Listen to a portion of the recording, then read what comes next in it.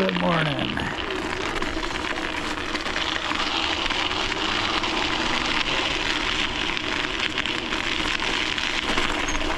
Welcome to my ride to work. This morning we're on an electric bike.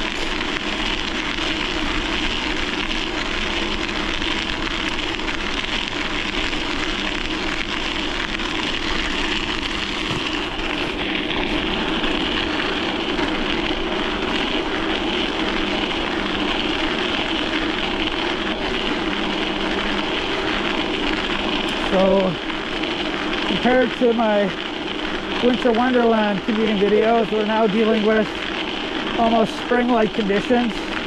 Most of our snow is melted. It was really icy, and we will come across ice.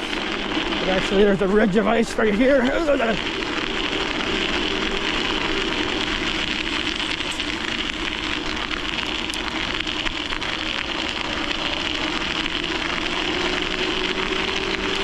We're gonna have to lower the seat on this bike shortly. The last time I rode this bike, I was using clipless pedals, and it was in the fall. And today we're using platforms, and the seat seems way too high.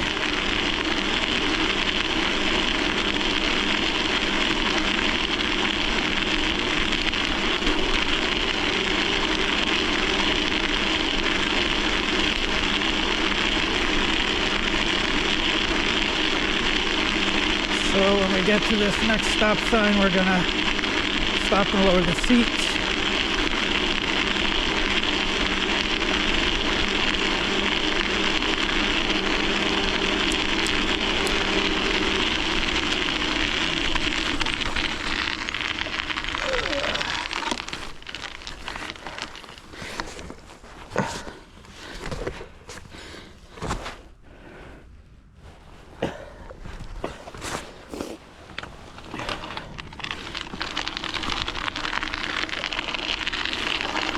Much better.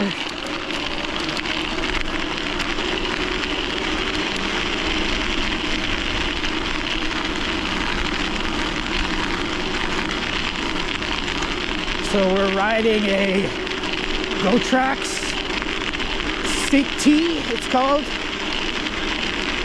It's just a 350 watt, 36 volts, rear hub drive e-bike. Got it for what I consider was a very, very good price. And this is all lumpy, bumpy ice. I'm gonna try and stay in these car tire tracks here.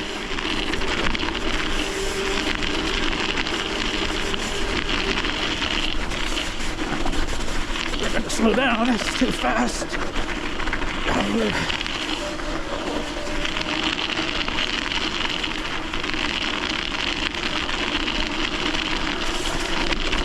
Yeah, so it's a 350 watt hub drive that I got for a good price. It came with this horrific adjustable stem. I just swapped that out for a normal stem, and it came with horrific handlebars, and I swapped them out for normal handlebars. And now the bike is awesome.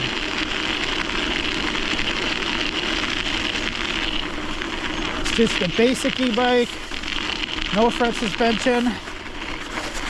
It's a rigid fork, nicely integrated battery. So it's actually a really nice looking bike. It looks more expensive than it is aesthetically. Now we have Slovy Ice Spiker Pros. So we're breaking through this stuff, and it's causing us some control issues.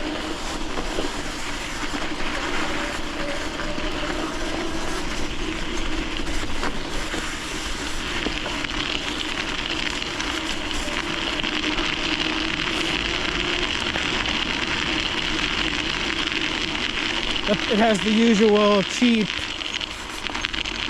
things about it, like just mechanical brakes, not hydraulic. It has this horrible 7-speed shifter. It has like a thumb shifter on top, and you push the bottom shifter with your thumb.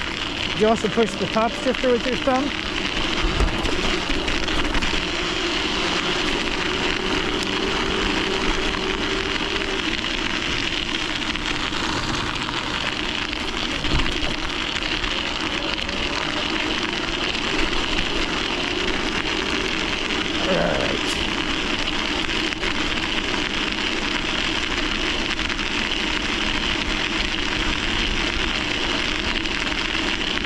Yeah, so we have Schwalbe Ice Biker Pros. They're not like an e-bike version or anything. They're like, I think, the lightest version you can buy, because that's what the shop in town here had in stock. They were expensive, but he gave me a reasonably good price on a pair, so I scooped them up. I have 4 different bikes that these tires will fit on, so they'll see a decent amount of use.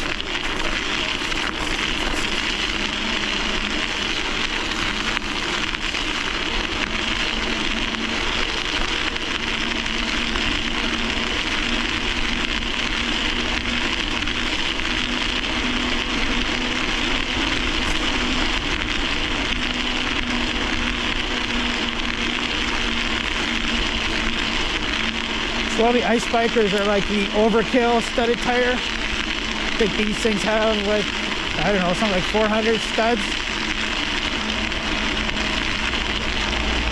Schwalbe Ice Biker is what you get when you want grip above all else. Grip on ice above all else. Coming up on somebody walking here.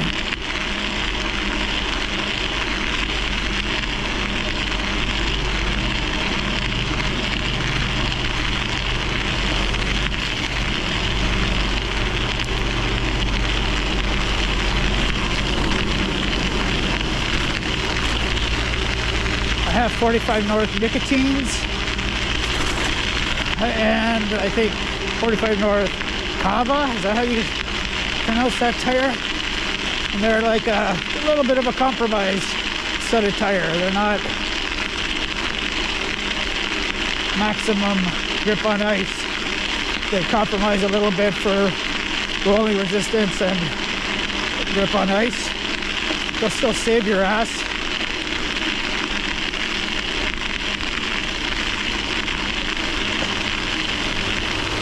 This bike is a 27.5, and the tires are 27.5 by 2.25. Oh yes, we're going to be able to cross.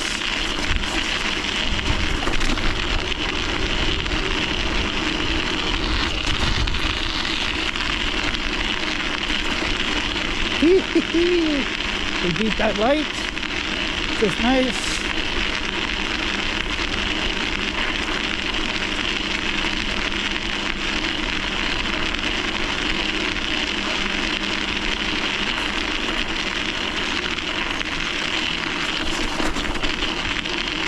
People come out of that street super aggressive. The stop sign is like behind this lane, but people don't stop behind the lane, they stop past the lane.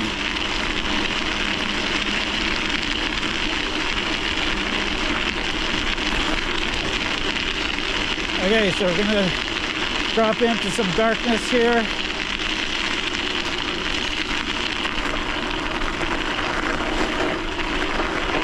So we're running a different light setup than my previous 2 vlogs. Now we're running 2 Theine Classic, well, 2 Theine Classic XL 700s and 2 Classic 500s, I think they're called. So one's a 700 lumen, one's 500 lumen.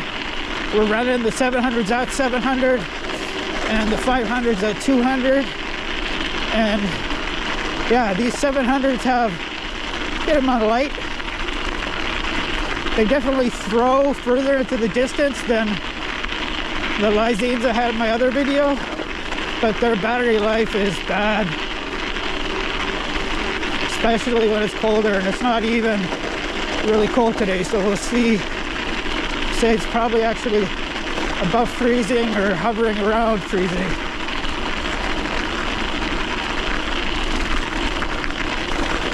So now this section of path is all packed ice.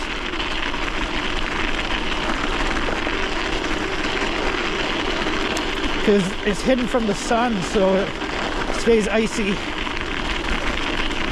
even when it's melted elsewhere.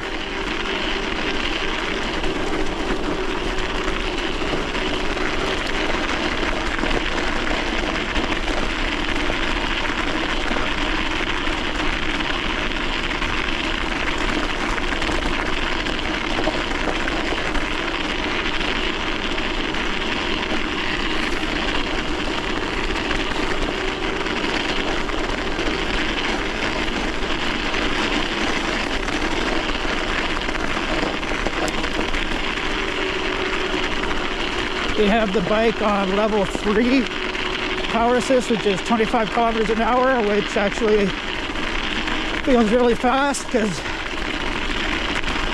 you've been riding a fat bike pretty much exclusively.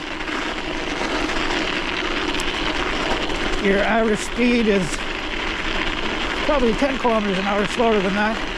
So 25k an hour right now feels really fast. And it is reasonably fast to be riding on ice, which is what we're riding on right now.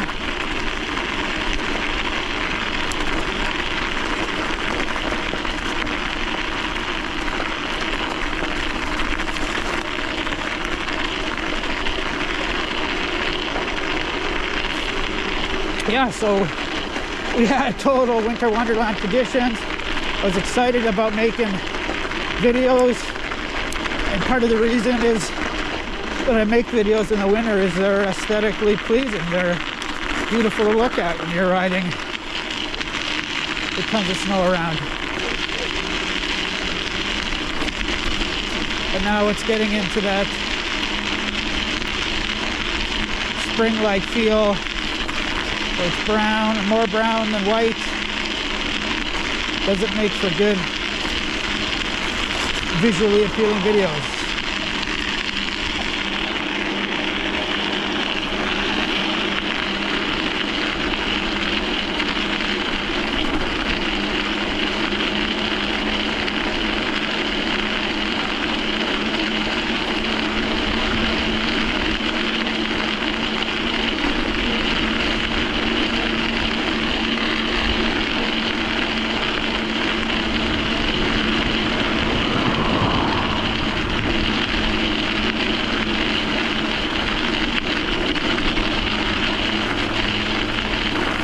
And I have too much air in these tires. The ride is super bumpy, but I don't think I'm going to stop to lower it.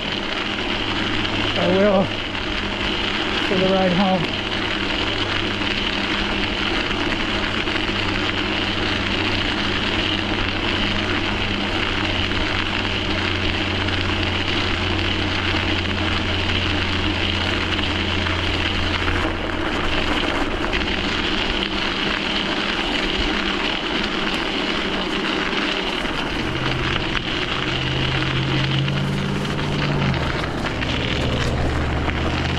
If you like e-bikes, you'll definitely like them even more in any sort of wintry condition.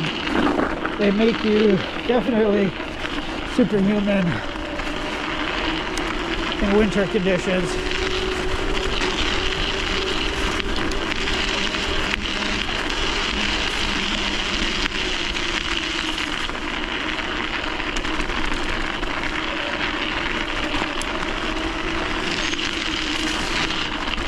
Okay, so now we're on our university property.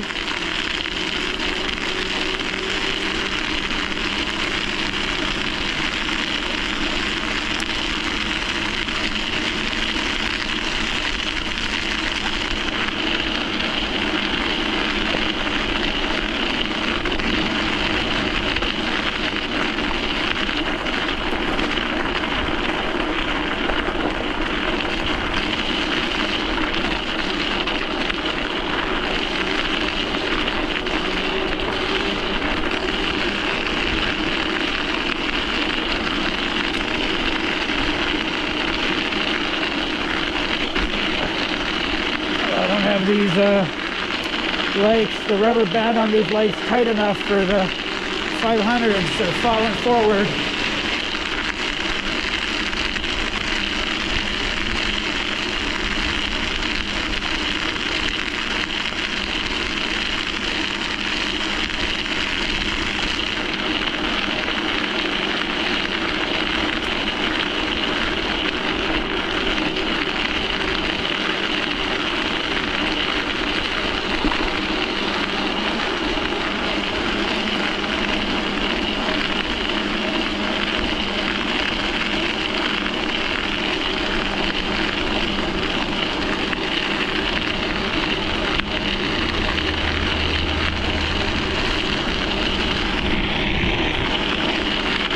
Okay, we're going to stop and adjust these lights.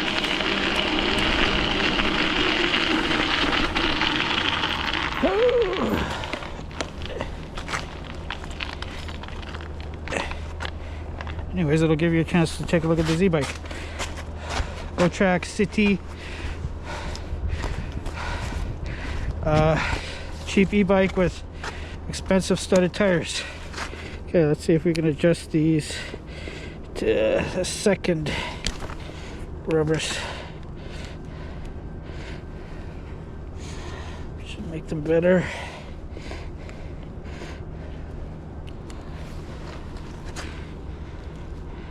Yeah, that should be a little bit better.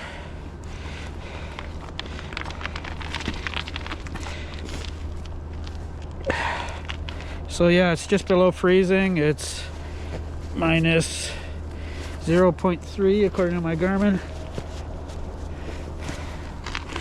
And it's going to go above freezing now for multiple days.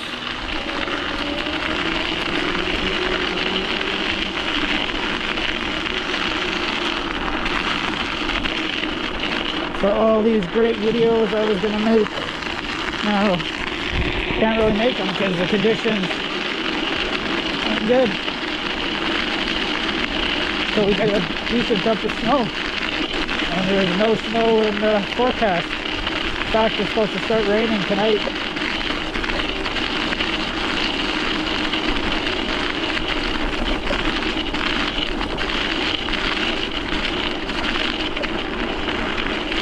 So this is all lumpy, bumpy ice, covered in sand.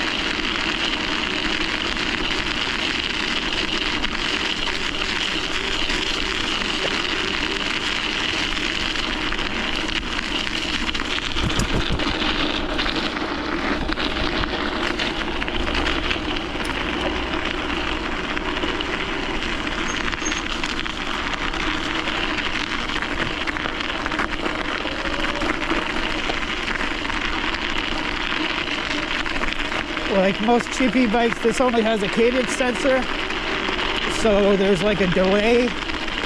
So when you stop pedaling and the motor cuts out, when you start pedaling, it takes a few seconds before the motor kicks in, which is annoying.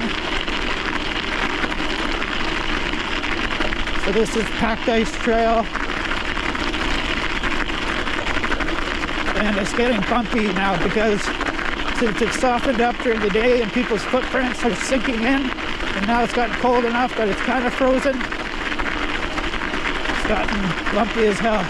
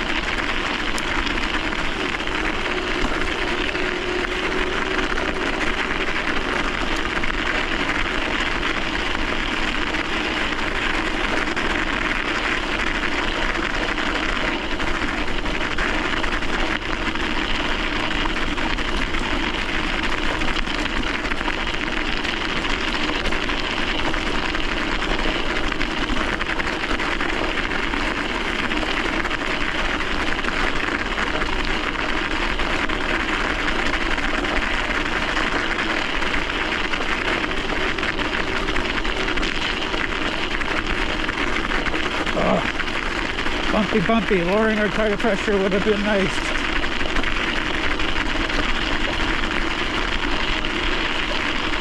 speaking of that, I've seen numerous videos on YouTube of people using studded tires and getting to ice, or saying that if they wanted more grip on ice, they would lower their tire pressure, which in my experience is actually the opposite of what you want to have happen, because as someone who has experience with studded fat bike tires, I believe the physics don't change. When you lower the tire pressure on a studded tire, you're basically spreading out your weight, spreading out the tire, and you're putting less weight and less pounds per square inch pushing down on the studs. So you're better off just maintaining a higher pressure if you're looking for a grip on ice. I mean, if you're lowering your tire pressure because it's bumpy and you want the comfort, then 100% do that, but it will probably result in a reduction in the grip of your studs. This has been my experience of riding to work in the wintertime with studded tires for over 20 years. I've been using studded tires for probably 30 years.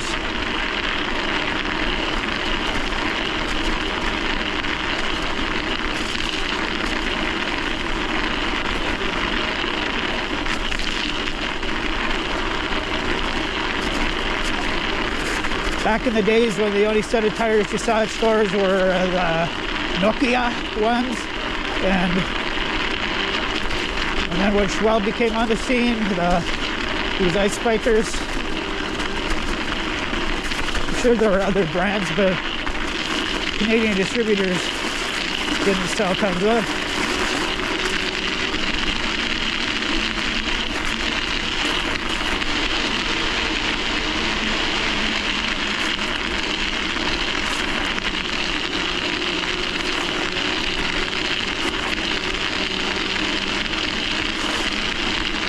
Supposed to drizzle all day today, but it's not drizzling right now, so that's a good thing. This may have been the wrong bike to ride today. Hopefully it's not raining when I go home.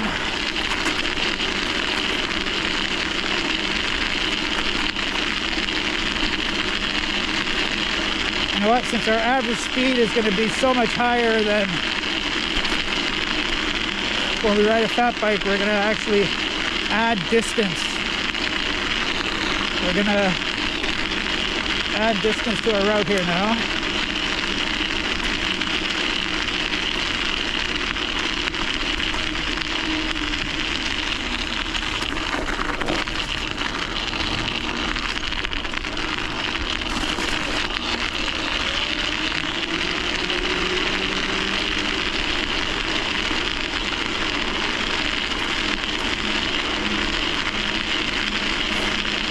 Yeah, so Rocky Mountain Bicycles is in trouble. You know, they were the premier Canadian brand in the 90s.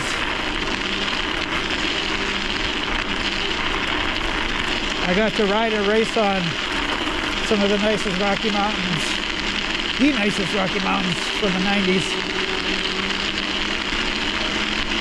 My first true mountain bike was a Rocky Mountain Hammer.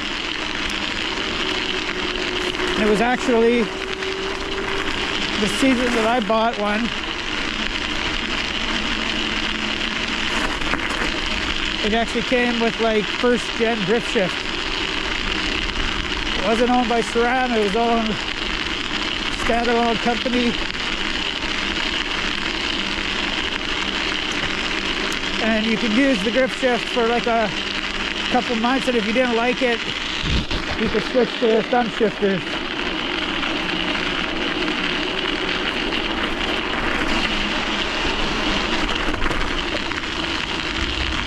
And yeah, I used the grip shift for a month or so, and then switched to the thumb shifters. I didn't like that first gen stuff. And then on that bike, the Rocky Mountain Hammer, I bought the first Manitou suspension fork, which in my opinion is the most aesthetically pleasing suspension fork ever. It was just black and silver. Looked freaking awesome. And by modern standards, that thing's a joke, but it seemed like a revelation at the time. Felt like one. We had a downhill race here at one of our ski hills, which basically just came down the service road to the top, which was like scary because that's how downhills were back those days. It was about the high speeds. It was about how fast you could go. None of this technical stuff that they have now. And I was the only person there with a front suspension, and I won that race. And I'm pretty sure it was because of that shock, that rudimentary shock. But it made enough of a difference that it gave me the edge.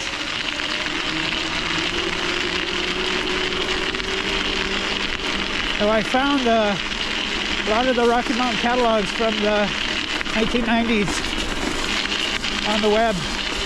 So I'll post the link to the PDF files of the catalogs from the 90s in the description here. So from that Rocky Mountain Hammer, I went to Rocky Mountain Altitude, which was a beautiful steel frame, handmade in BC, and it was the first year that race face parts came out. So when race face parts first came out, they were like totally Gucci, like only high-end shit. Only the top of the line bikes had any race face parts on them. And at that time I started racing the US Midwest, and so I'd go down there with that Rocky Mountain Altitude, and Americans would just drool over that bike because it was like a forbidden fruit that they couldn't get easily, or couldn't get at all. This was very beginnings of the internet. There was no online shopping.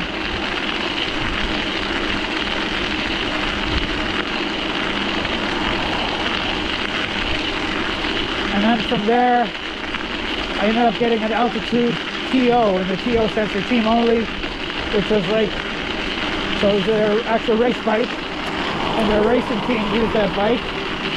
So it was the Altitude frame, beautiful steel frame, all decked out, race face, XCR, Madura hydraulic brakes, so hydraulic, I guess cantilevers. Are they cantilevers? They weren't cantilevers because they were just hydraulic push-in brakes.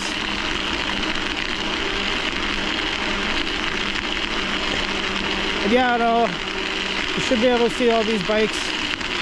Maybe I'll put a description as to which bikes I managed to ride and race, so you can find them in there. But then after the Altitude, I started riding the Vertex team onlys, which were the aluminum. So basically the same spec as the Altitude TO, race face everywhere. Oh, and Synchros. This is when Synchros was an independent brand and Gucci level. They weren't quite as Gucci level as race face when race face first came out, but super desirable. Americans, when I went to the US Midwest, they would drool over Synchros parts in the 90s.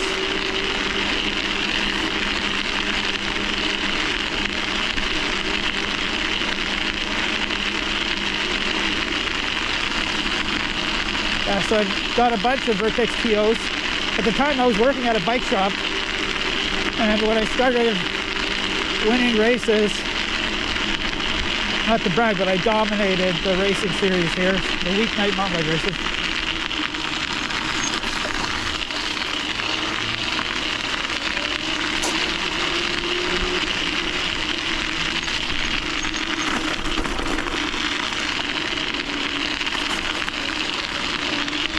Yeah, basically every season I got to order a bike, and they would just let me ride it and race it for free, and then we would just sell it in the off season because we bought it under a staff purchase plan. so they got it for a big chunk off wholesale. So usually broke even or maybe made money off the sale. Of course, the bike was ridden hard and race hard.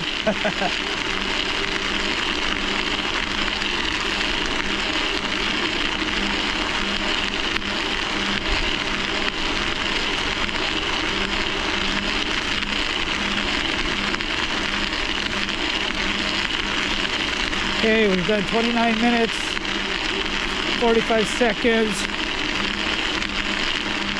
We've done 11.8 kilometers, and we're at 80% on the battery.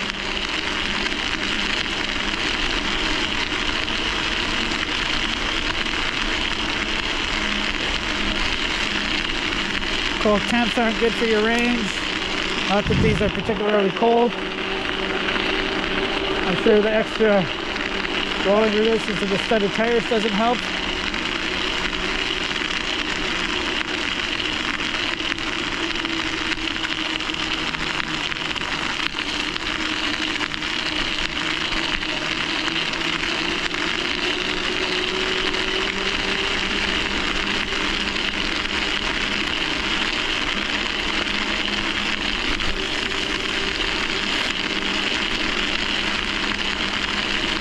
Yeah, in the 1990s, Rocky Mountain was like a super desirable brand of bikes. In Canada, probably even more so in the United States, since they weren't easy to get. And those were the days when you'd go in your bike shop and grab catalogs. When the catalog's in yet, the catalog's in yet, and take them home and drool over them.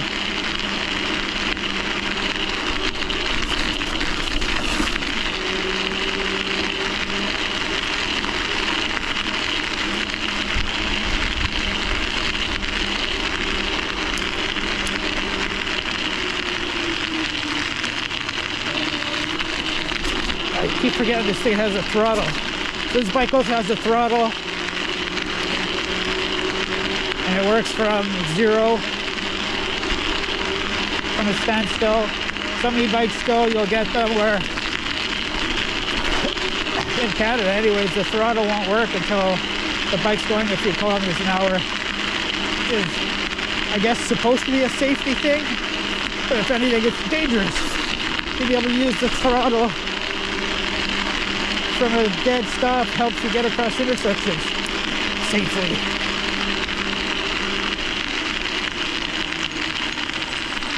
Okay, here's another side street that'll be all broken up ice that might be difficult to traverse because it'll be breaking apart under our tires. Well, it's not so bad. Here's up here.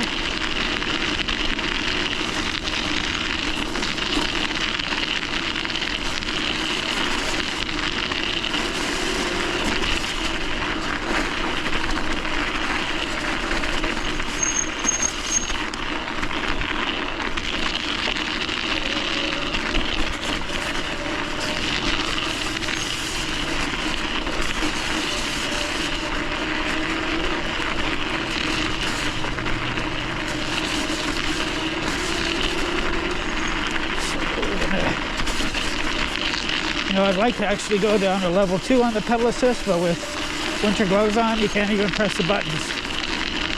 They're too small. So I'm just accelerating and then squeezing the brakes to cut out the motor.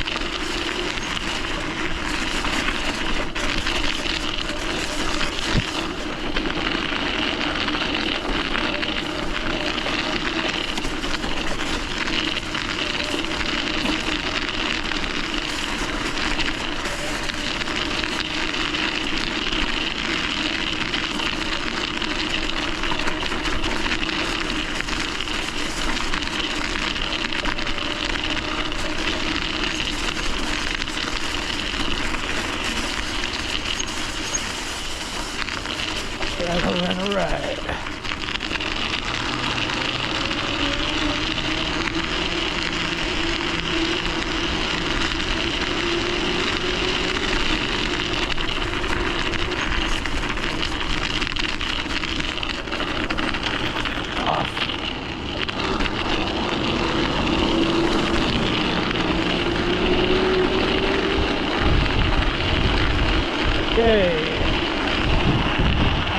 on the wide open roads.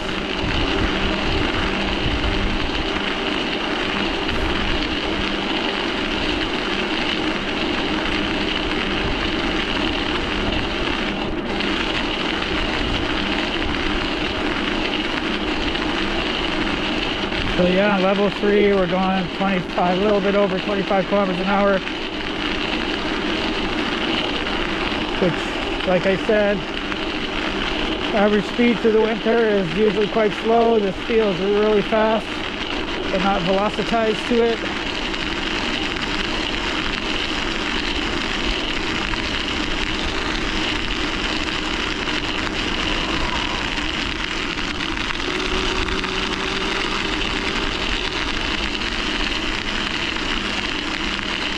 Battery's at 70%.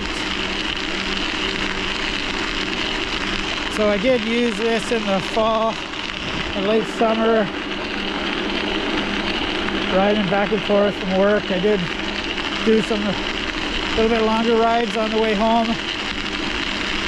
Like, so with the full pedal assist at the highest level, yeah, you might actually be able to get 2 hours out of this bike.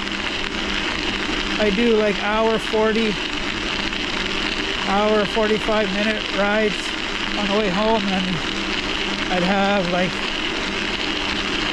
30% battery left. It's not a really big battery.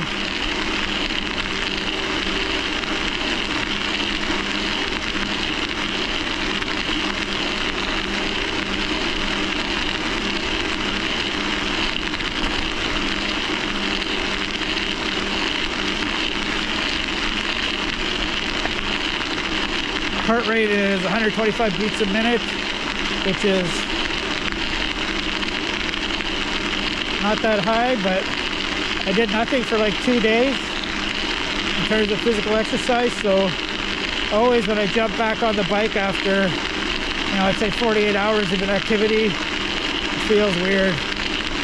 Body reacts weird, so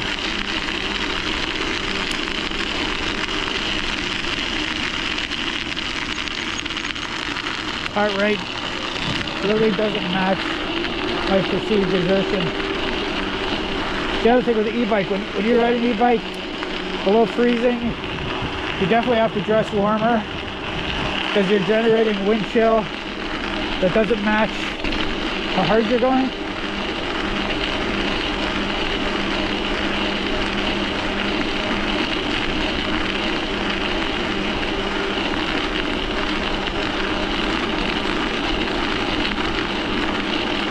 Okay, so one of our lights, these XL 700s, it's already gone to 50%, and it's only been on for not even 40 minutes. It's supposed to have 2-hour run time.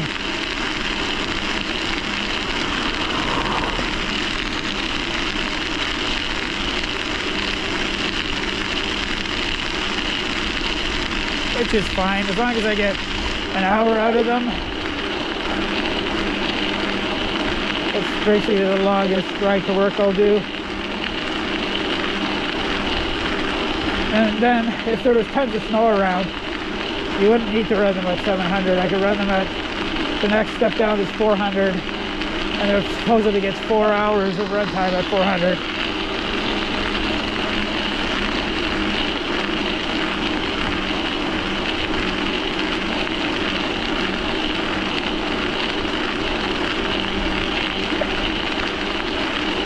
I got these things on clear out. I think I paid $30-something each for the 700s and 20-something for the 500s.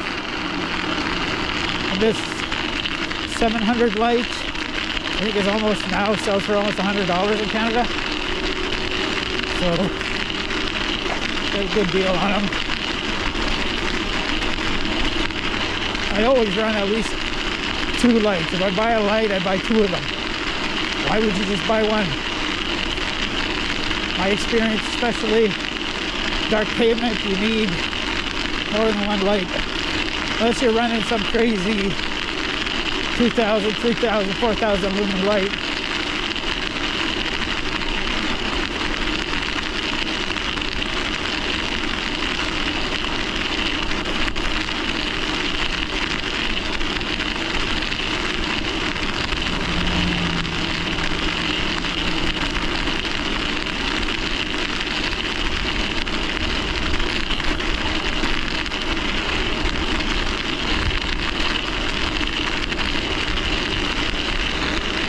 lot of traffic already this morning, considering it's the day after Boxing Day.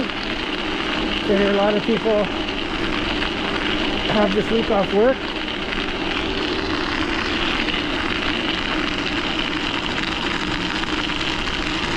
Where I work, we have these different vacation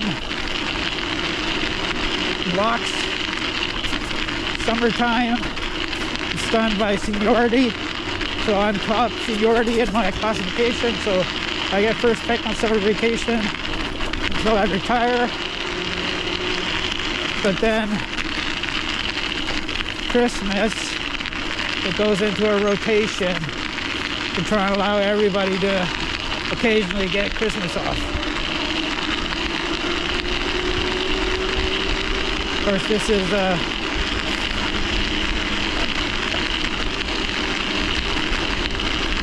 female run organization, so they would think that way. If it was a male run organization, it would probably be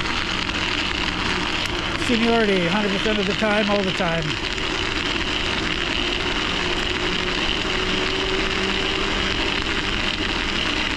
Alright, we just made some tweaks to add distance.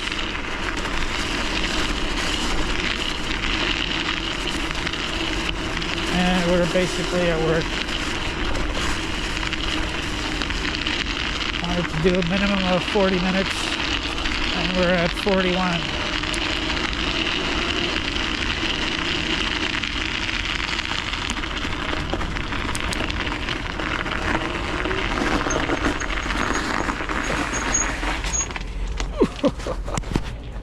All right.